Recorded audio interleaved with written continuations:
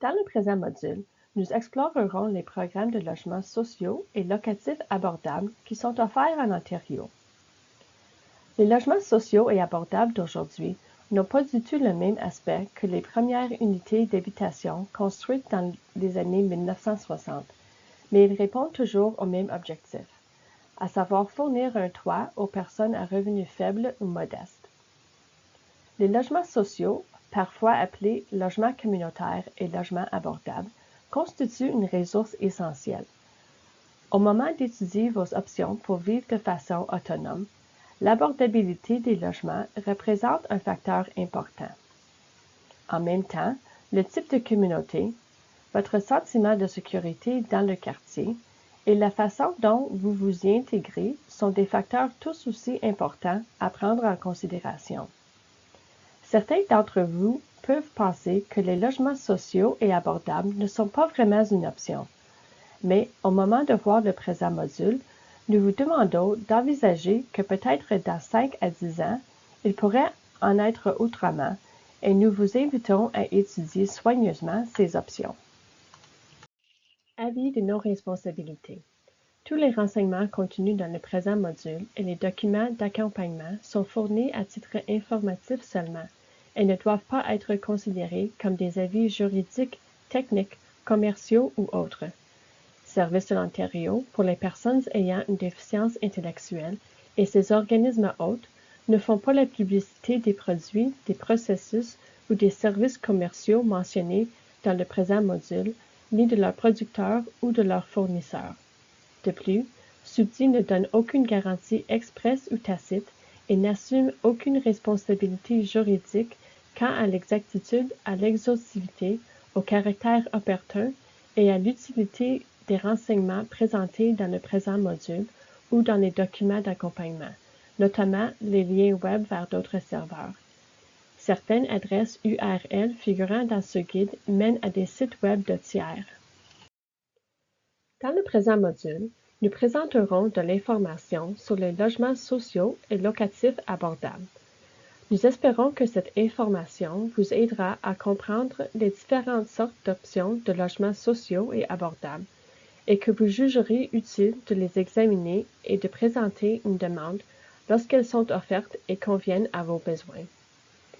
Tout au long du présent module, nous explorerons les définitions des logements sociaux et abordables, les différents types de logements sociaux, la marche à suivre pour présenter une demande en vue d'obtenir un logement à loyer indexé sur le revenu et la nature de la liste d'attente, ainsi que les demandes pour bénéficier d'un statut de priorité spéciale en vue d'obtenir un logement à loyer indexé sur le revenu, ainsi que les mesures d'adaptation en matière d'accessibilité qui sont offertes dans votre région. Commençons sans plus tarder. Cette diapositive contient un lien vers des renseignements et des ressources tirés de la trousse d'informations sur le logement de Subdi qui se rapporte au contenu dont nous parlerons dans le présent module. Le lien sur cette diapositive mène à l'étape 2 de la trousse d'informations sur le logement de Subdi, où vous y trouverez de l'information sur la location d'un endroit où se loger, notamment de l'information sur les logements sociaux. Tous les liens web contenus dans le présent module se retrouvent dans le document de référence qui accompagne ce même module. Les logements sociaux ont une longue histoire. Il a été développé à l'origine pour répondre aux pénuries de logements causées par la Grande Dépression. Lorsque nous employons le terme logements sociaux, nous parlons de logements subventionnés par le gouvernement pour les personnes à revenus faibles ou modestes, les personnes âgées, ou les personnes ayant des besoins spéciaux qui peuvent vivre avec ou sans mesures de soutien dans leur milieu de vie. Ce type de logement dépend du financement municipal permanent pour assurer l'abordabilité. Au début des années 2000, la responsabilité des logements sociaux est passée de la province de l'Ontario aux 47 gestionnaires de systèmes de services. Dans la plupart de la province, ces entités sont appelées gestionnaires de services, mais dans le Nord, elles sont appelées conseils d'administration de district des services sociaux. Ce sont les entités responsables du financement et de l'administration des logements communautaires et d'autres services sociaux. Le loyer indexé sur le revenu est une forme de logement social. Pour une unité d'habitation avec un loyer indexé sur le revenu, le loyer mensuel de ménage est fixé à 30% de son revenu net rajusté. En ce qui concerne les personnes qui reçoivent des prestations financières par l'entremise du Programme ontarien de soutien aux personnes handicapées ou du Programme Ontario au travail, le loyer est fixé en fonction de ce qu'on appelle une échelle de loyer. Ce type de logement peut être offert par les logements communautaires qui appartiennent directement ou indirectement aux gestionnaires de services par l'entremise de logements sans but lucratif ou de coopératives, de logements pour les communautés autochtones, ainsi que les programmes de supplément au loyer qui sont souvent accordés sur le marché privé. Pour un logement à loyer indexé sur le revenu, la subvention est rattachée à l'unité, de sorte que si une personne déménage ou est expulsée, elle perdra cette subvention et devra présenter une nouvelle demande.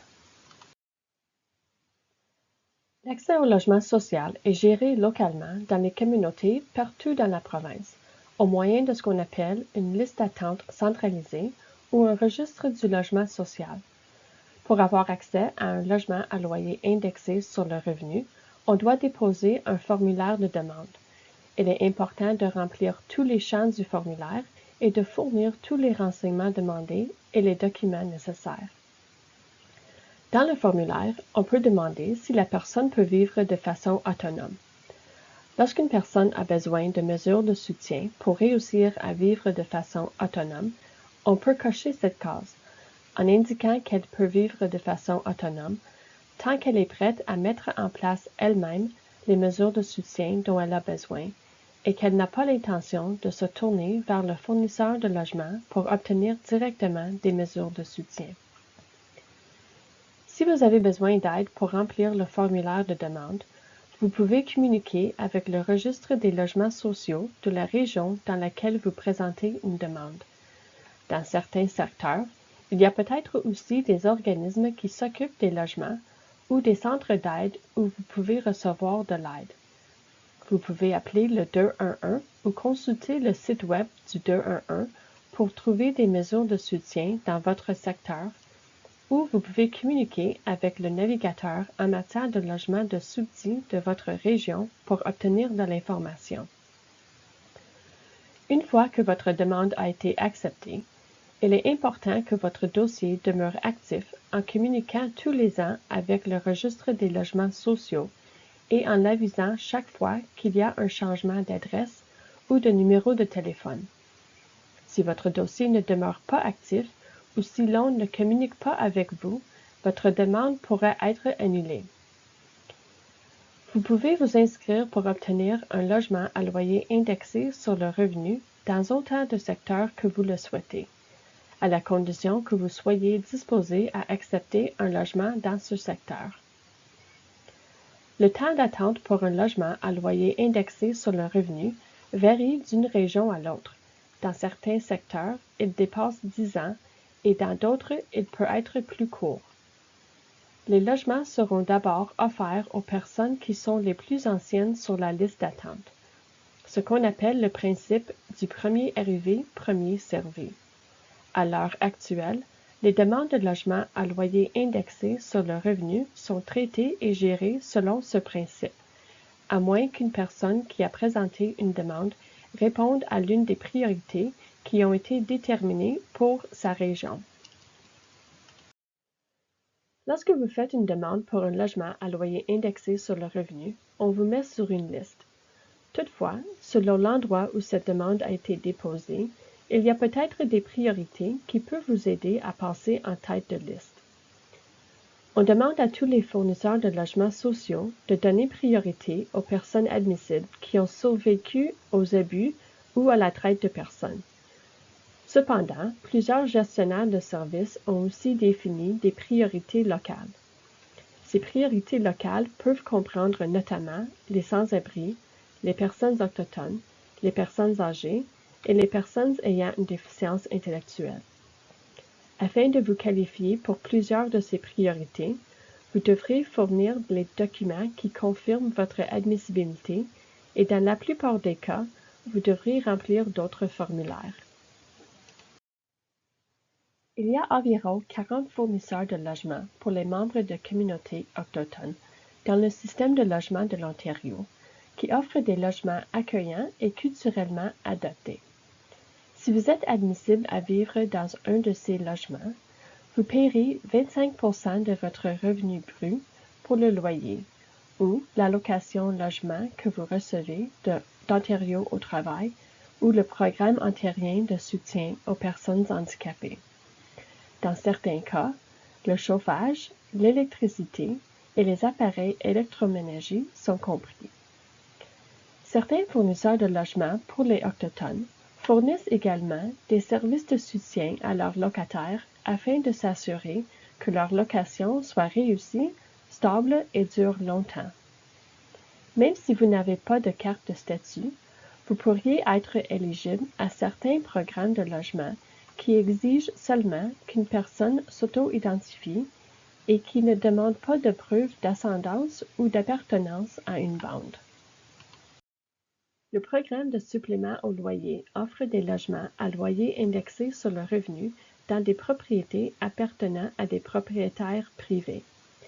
Pour ce faire, des accords sont conclus entre les propriétaires et les gestionnaires de services.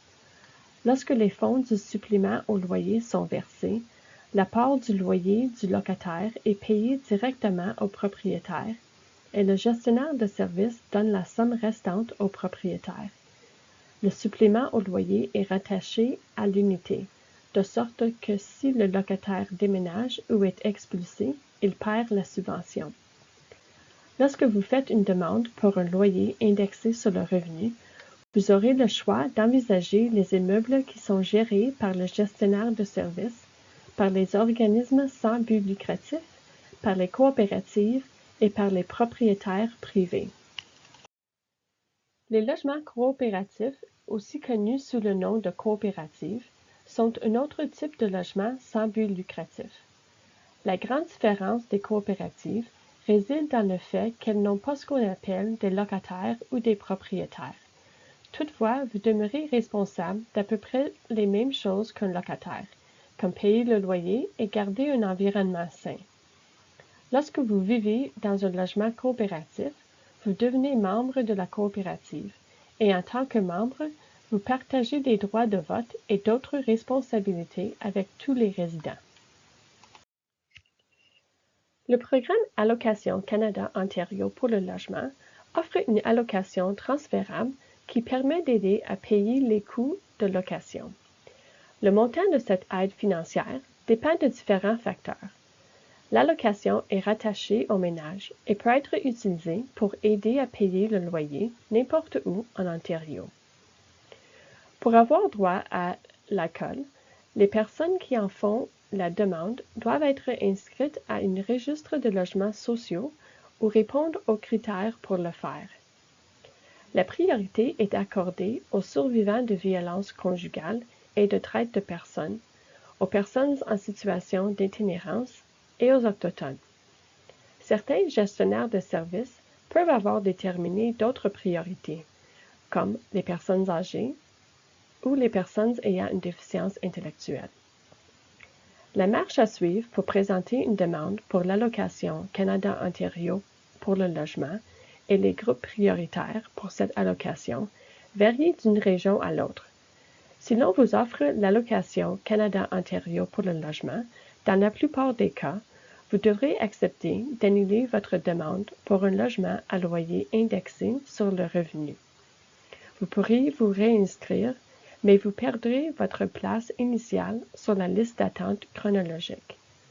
Il est important de se rappeler que le financement pour l'allocation Canada-Ontario pour le logement n'est confirmé que jusqu'en 2028 ou 2029 selon la région, et qu'on a limité l'accès à l'ACOL à quelques reprises. Plusieurs fournisseurs de logements assurent l'accessibilité et offrent des mesures d'adaptation pour les besoins particuliers. Les politiques peuvent varier d'une région à l'autre. Par exemple, des unités d'habitation modifiées peuvent être réservées aux personnes qui ont une incapacité physique et qui doivent utiliser un fauteuil roulant. Les modifications physiques peuvent varier selon l'unité d'habitation et inclure des éléments comme des barres d'appui, des plans de travail abaissés, des cadres de porte plus larges et une plus grande salle de bain qui dispose de suffisamment d'espace pour le rayon de braquage d'un fauteuil roulant. Si vous avez besoin d'un aidant pour vous donner des soins la nuit ou d'un autre espace pour y installer de l'équipement médical, il est également possible de demander une autre pièce pour répondre à ces besoins. Le registre de logements sociaux pour le secteur qui vous intéresse possède tous les renseignements concernant les unités d'habitation qui sont disponibles dans cette région et les étapes à suivre pour avoir accès à ces mesures d'adaptation. Par exemple, les formulaires qui doivent être remplis par un médecin ou un autre professionnel. Jusqu'à maintenant, nous avons mis l'accent sur les logements sociaux ou les logements à loyer indexé sur le revenu. Maintenant, regardons un peu les logements locatifs abordables. Nous commencerons par dire que les logements locatifs abordables n'ont rien à voir avec les logements sociaux. Lorsque nous parlons des logements locatifs abordables, nous faisons référence aux logements qui ont été construits avec un financement afin de s'assurer que les loyers demeurent abordables pour les ménages se situant dans la catégorie des revenus faibles à modestes. Bien que les gestionnaires de services puissent jouer un rôle dans certaines initiatives de logement abordable, il est important de souligner que d'habitude, ces initiatives ne comprennent pas d'aide financière permanente. En règle générale, le loyer des logements sociaux est vraiment plus modique que celui des logements locatifs abordables. Le coût du loyer mensuel pour un logement locatif abordable se situe habituellement entre 80 à 100% du loyer moyen du marché. C'est la Société canadienne d'hypothèques et de logement qui détermine le loyer moyen du marché en procédant à des enquêtes annuelles aux 4 coins du pays. À titre d'exemple, si le loyer moyen du marché pour une unité d'habitation à une chambre s'élève à 1 500 $ par mois, le loyer pour une unité de logement abordable variera entre 1 200 et 1 500 $ par mois. Il est intéressant de noter que vous pouvez demeurer sur la liste d'attente pour un loyer indexé sur le revenu si vous acceptez une offre de logement locatif abordable. Voici un bref aperçu des options en matière de logement dont nous avons parlé dans le présent module. Allocation de logement. Une subvention non remboursable pour aider les ménages admissibles à payer le loyer. Logement social. Logement subventionné par l'État qui offre des unités d'habitation à moindre coût à des ménages ayant un revenu faible à modeste. Logement locatif abordable.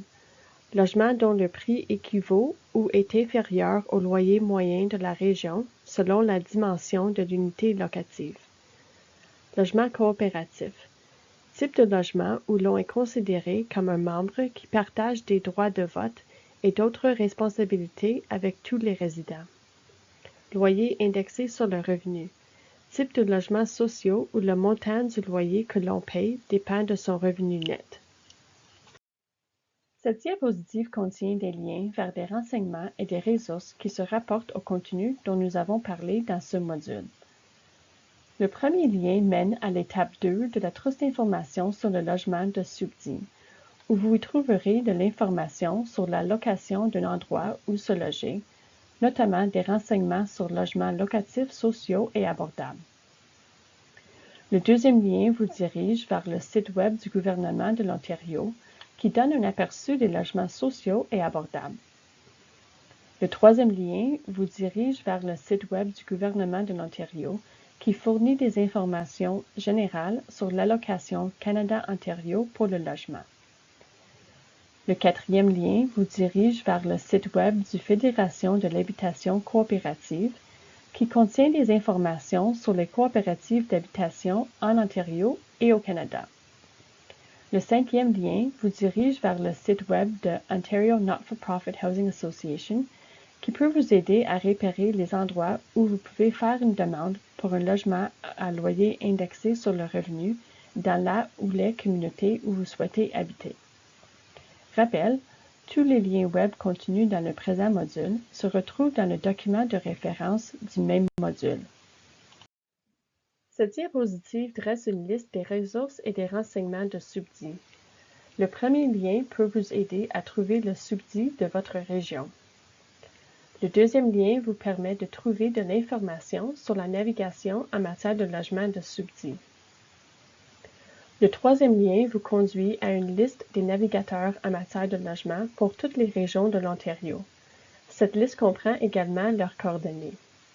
Et le quatrième lien vous dirige vers le calendrier des événements de SUBDI. Voilà qui conclut le module intitulé « Logements locatifs sociaux et abordables ». Si vous avez des questions ou si vous souhaitez obtenir des informations ou des ressources spécifiques à votre région, n'hésitez pas à contacter votre navigateur en matière de logement. Vous pouvez également consulter notre site web et nos comptes de médias sociaux.